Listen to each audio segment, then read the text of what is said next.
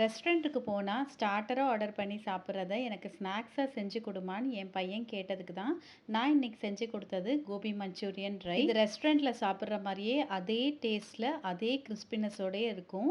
இது எப்படி பண்றதுன்னு பார்த்துரலாம். காலிஃப்ளவர கட் பண்ணிட்டு, சுடு தண்ணீல பிளான்ச் பண்ணி எடுத்துக்கோங்க. கொஞ்சமா உப்பும் சேர்த்துக்கோங்க. ஒரு மிக்ஸிங் பவுல்ல 2 ஸ்பூன் கார்ன்ஃப்ளவர், 2 ஸ்பூன் மைதா, 1 டீஸ்பூன் காஷ்மீரி சில்லி பவுடர், தேவையான அளவு உப்பு.